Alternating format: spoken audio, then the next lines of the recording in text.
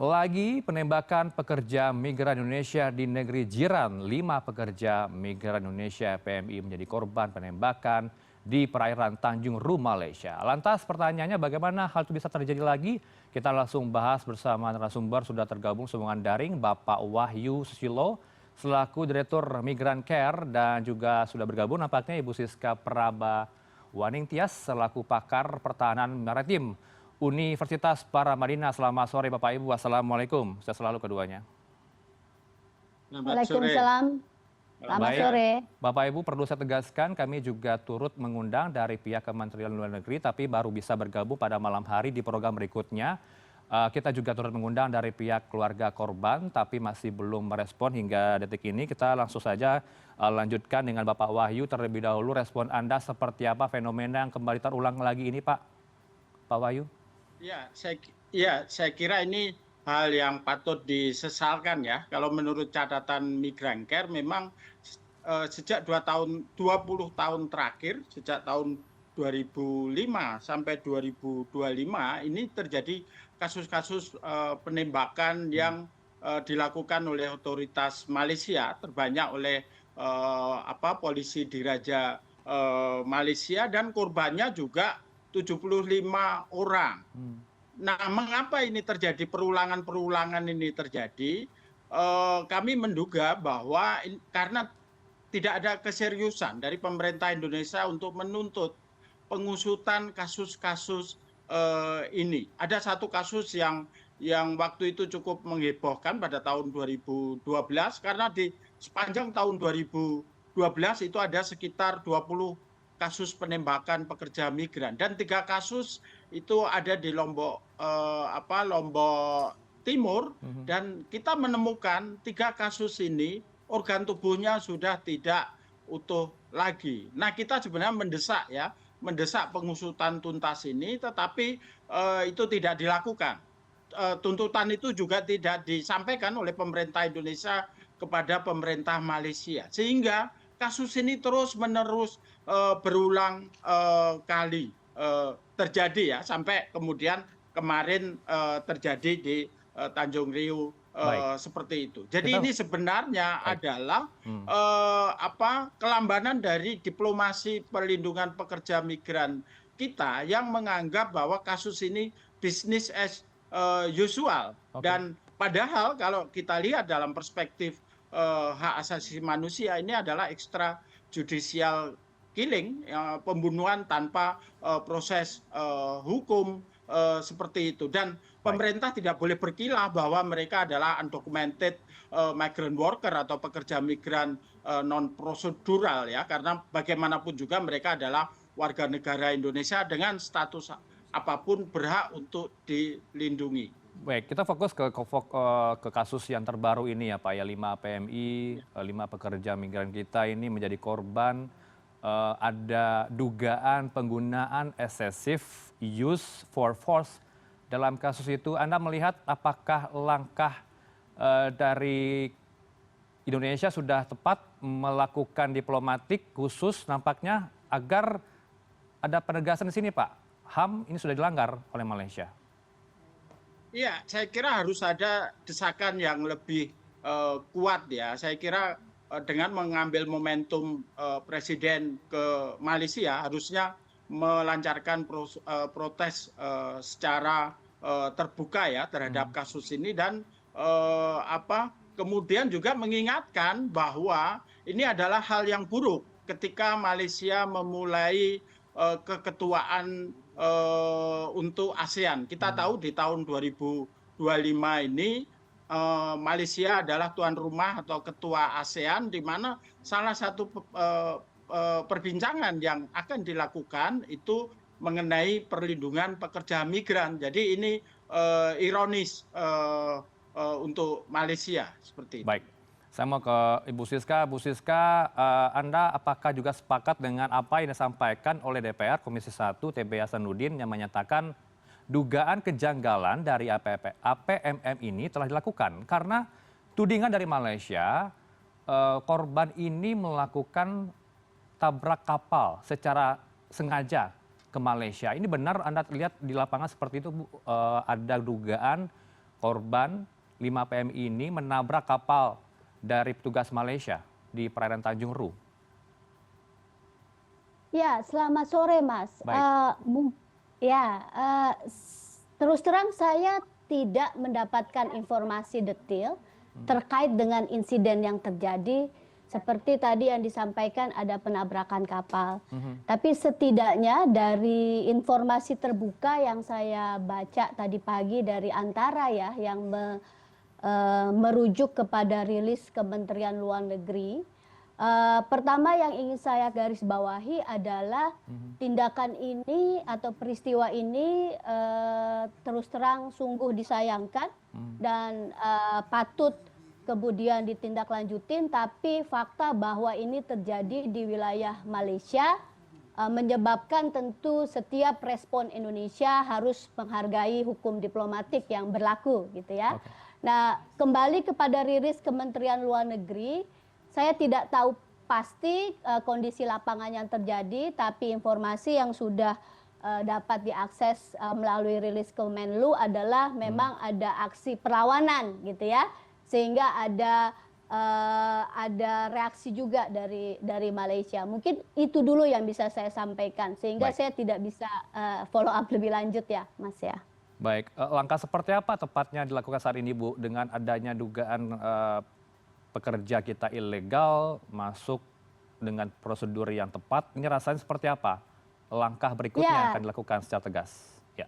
Ya, kalau kita merujuk kepada hukum diplomatik tadi bahwa peristiwa ini terjadi di wilayah yurisdiksi Malaysia, tentu kita harus menghargai proses hukum yang terjadi.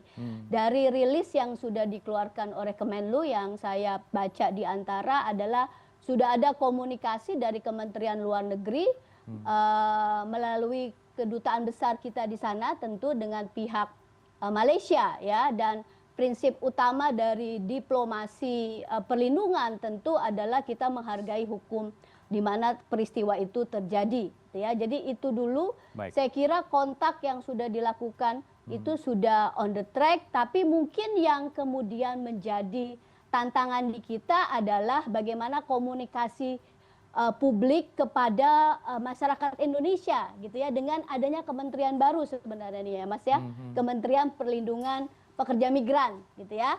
Karena kalau kita bicara tadi kolega saya Mas Wahyu mengatakan diplomasinya kurang greget gitu ya.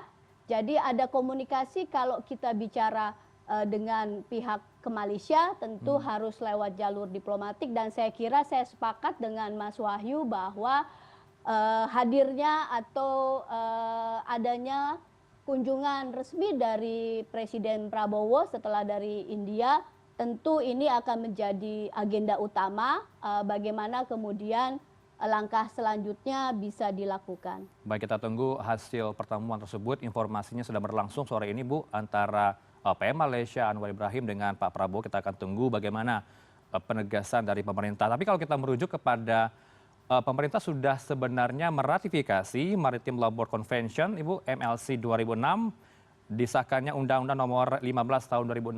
Sepertinya undang-undang ini hanya sebagai undang-undang saja di atas kertas, tidak menjadi apa ya, komitmen yang tegas antar wilayah dua negara, Bu. Dalam konteks apa ya? Saya kurang paham dalam konteks Karena itu. kalau kita bacakan, saya bacakan ya Bu ya, ini kalau undang-undangnya menyebutkan memberikan perlindungan pekerja maritim, baik itu di kapal, sertifikasi kalian, upah, jam kerja, kontrak kerja, dan sebagainya, termasuk juga bagaimana bisa terjadi nelayan yang diduga ilegal masuk ke perairan Malaysia, Bu. Ya, itu kan berarti kemudian proses hukumnya ya. Bagaimana kemudian kalau kita bicara tentang kapal kan tentu ada izin ya.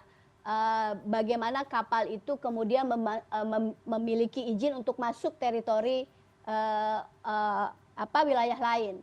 Kalau kemudian yang perlu kita garis bawahi ini karena tantangan baru ya, bahwa kalau kita bicara kapal tentu izin belayar, kalau kita bicara tentang pekerja migran gitu ya, itu juga kita bicara adalah apakah dia punya izin bekerja di sana.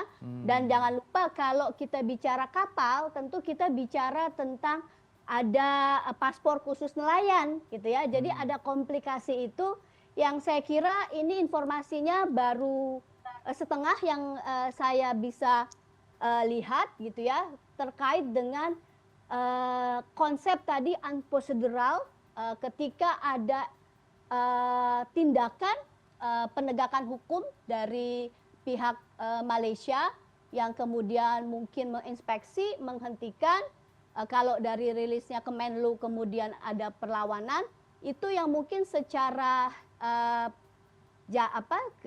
justice gitu ya, kita harus menunggu bahwa ini akan jadi proses hukum di Kementerian dari Malaysia gitu ya, sehingga kita harus kemudian juga menghargai proses hukum dan benar-benar mengawasi dan menuntut bahwa proses penindakan hukum ini dilakukan tanpa tadi ada aspek human rights yang di luar extrajudicial killing ya, kira-kira begitu Mas. Baik, silakan direspon Mas Wahyu dengan fenomena yang terjadi ini. Kerap kita warga Indonesia mendapatkan perlakuan yang diskriminasi, tidak manusiawi oleh pihak Malaysia. Ini seperti apa teman-teman Migran Care bisa membisikkan, menegaskan ke DPR dan juga pemerintah agar hal ini tidak bisa terjadi lagi, Mas Wahyu? Ya, saya kira kita harus melakukan diplomasi dengan tegak kepala ya. Selama ini kita selalu kemudian diplomasi dengan Malaysia itu diplomasi serumpun gitu ya. Atas nama persaudaraan Indonesia Malaysia, beberapa kasus-kasus, misalnya kasus pekerja migran itu tidak pernah terselesaikan seperti itu. Yang kedua sebenarnya juga menuntut sebenarnya tidak boleh lagi ada stigmatisasi terhadap pekerja migran Indonesia, karena di Malaysia ini ya, saya setiap tahun ke Malaysia ya, selalu ada stigma terhadap pekerja migran kita sebagai inbound. Seperti itu, dan stigma itu sangat negatif karena dilekatkan sebagai pelaku kejahatan. Ada konstruksi yang melekat ya di kepala aparat otoritas Malaysia ketika dia melakukan tindakan-tindakan keras itu dalam rangka penegakan hukum atau dalam bahasa Melayunya penegakan jenayah seperti itu. Padahal dari 75 kasus pekerja migran kita yang ditembak mati, hampir seluruh atau tidak seluruhnya mereka terlibat di dalam kriminalitas seperti itu. Jadi ini yang nggak pernah, kasus ini nggak pernah diselesaikan secara tuntas oleh pemerintah Indonesia ke Malaysia. Seperti itu, Mas. Jadi saya kira ini yang saya kira harus dihentikan ya. Bagaimana penyelesaian kasus kita dengan Malaysia itu hanya secara business as usual. Harus ada effort diplomasi yang yang equal kita dengan Malaysia. Jangan gara-gara hanya karena nanti kuota pekerja migran kita dikurangi, mereka merekrut dari negara lain. Tapi ini kan soal sovereignty. Gitu. Baik, tapi kalau dari penemuan Migran Care, baik, kalau temuan Migran Care di lapangan dalam kasus yang terbaru ini, apakah benar ada perlawanan dari pihak kita, Pak Wahyu, sehingga ada penembakan yang terjadi? Ya, saya kira kalaupun ya ada perlawanan itu dalam kondisi yang tidak seimbang. Mereka dalam kondisi yang tidak membawa senjata, dan saya kira ini patut disesalkan seperti itu, karena penangkapan biasa ya, misalnya kalaupun mereka dianggap melanggar wilayah seperti itu masih bisa dilakukan ketimbang langsung melakukan eksekusi di tempat seperti itu. Baik, ini kan pertemuan antara Pak Prabowo dengan Perdana Menteri Malaysia Anwar Ibrahim yang sudah berlangsung pada sore ini akan mendapatkan hasil yang kita harapkan memuaskan publik begitu ya malam hari nanti. Seperti apa harapan Anda, Pak Wahyu, dengan pertemuan tokoh ini? Iya, saya kira harus ada ketegasan ya dari pemerintah Indonesia meminta untuk perlindungan pekerja migran Indonesia. Karena dulu pada waktu Anwar Ibrahim datang ke Indonesia pertama kali, negara yang dikunjungi setelah dia terpilih itu Indonesia, dan janjinya adalah tidak ada kekerasan lagi terhadap pekerja migran Indonesia dan pekerja migran dilindungi. Itu yang saya kira harus ditagihkan kepada Anwar Ibrahim juga. Dan tentu kita juga harus berbenah diri ya Pak Wahyu, tidak Ya, ya. terlalu menyalahkan pihak Malaysia. Kita juga harus koreksi diri karena yang terjadi ada dugaan unprocedural dari pihak kita terjadi di lapangan begitu Pak. Bagaimana Anda bisa mengingatkan dari perlindungan pekerja migran Indonesia ini bisa berbenah diri untuk mengecek lapangan tidak terjadi lagi unprocedural yang terjadi Pak Wahyu? Iya, iya, saya kira jumlah pekerja migran kita yang unprocedural atau yang dianggap tidak berdokumen di Malaysia lebih besar dari yang berdokumen. Jadi secara internal karena biaya penempatan di Indonesia sangat tinggi sekali sehingga orang memilih jalan pintas untuk menjadi undocumented. Demikian juga di Malaysia. Malaysia dengan kebutuhan pekerja migran yang sangat masif, terutama di perkebunan, mereka ingin mendapatkan secara cepat jumlah pekerja yang lebih banyak. Kalau mereka mempekerjakan seluruh pekerja migran secara berdokumen itu lama, dan yang kedua perusahaan-perusahaan itu terbebani untuk membayar levy. Jadi sebenarnya soal unprocedural atau undocumented Indonesian migrant worker di Malaysia, kalau secara internal di kita itu karena biaya penempatan yang sangat tinggi. Kalau secara eksternal di Malaysia, permintaan Malaysia memang masih banyak seperti itu. Baik, silakan respon juga Bu Siska, apakah memang celah untuk melanggar suatu keputusan untuk masuk ke negara tertentu, prosedural dokumen itu bisa dilanggar secara mudah ya begitu ya kalau masuk ke dalam wilayah maritim ketimbang wilayah darat, Bu? Wah, pertanyaannya sulit ya Mas ya, tapi yang pasti adalah bahwa tentu ada karakter yang berbeda ya ketika mobilitas manusia lewat darat atau lewat laut tadi. Tadi Mas sudah menyebutkan adanya konvensi maritim tadi ya, bahwa khusus kalau pengaturan kapal masuk dia ada rejimnya sendiri. Belum kita bicara tentang orang yang ada di kapal gitu ya. Jadi itu dua rejim yang berbeda. Tapi yang ingin saya letakkan mungkin yang menjadi penting untuk menjadi alert kita bersama adalah saya kira catatan bahwa ada modus baru kapal masuk via Tanjung Ru. Nanti mohon dikoreksi Mas Wahyu, apakah ini kejadian berulang atau ini baru pertama kali? Karena kalau dari catatan beberapa lalu ketika ada pelanggaran kapal gitu ya ke Malaysia, itu kan seringkali di daerahnya agak ke bawah yang Bintan gitu ya. Ini kan agak ke atas dia di Riau, dan kemudian dia agak perbatasan dengan Thailand ya.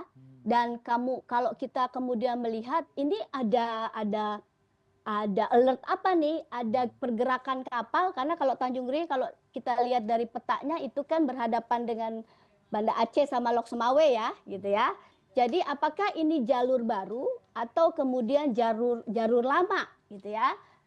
Hal kedua karena mungkin ini agak sedikit ke historis ya Mas ya, bahwa kalau kita melihat bagaimana batas laut pertama itu ada dalam konstruksi negara-negara di Asia Tenggara, tentu tidak bisa dilepaskan dari perjanjian London Treaty antara Inggris dan Belanda waktu itu.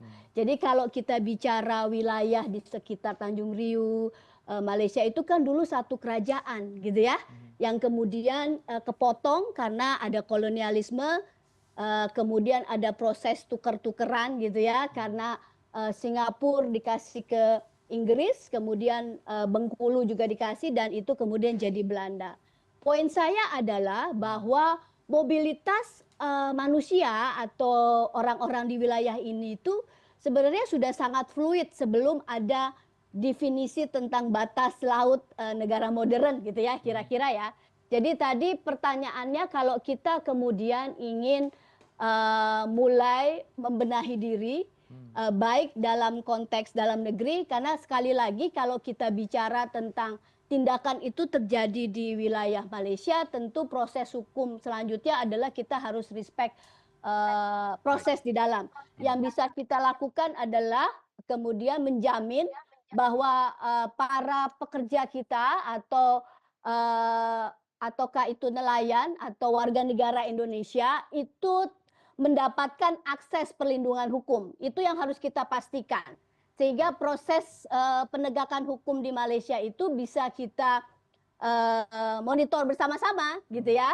Karena ketika itu tadi terjadi di wilayah respect dalam konteks diplomasi perlindungan, karena ini karakter khusus ketika Indonesia harus memberikan perlindungan ke warga negaranya di luar teritori wilayah Indonesia. Tentu hal pertama yang perlu kita garis bawahi adalah proses perlindungan itu harus kemudian menghargai atau mengikuti proses hukum di mana teritori wilayah warga negara kita berada. Baik. Kedua adalah bahwa proses tadi perlindungan tadi harus dipastikan kita tidak mengambil tanggung jawab tadi, harus dibuktikan dulu apakah benar ini ilegal, unprocedural gitu ya, karena ini udah masuk tadi tindakan yang melanggar hukum gitu ya, sehingga kemudian yang bisa dilakukan adalah kita melakukan pendampingan.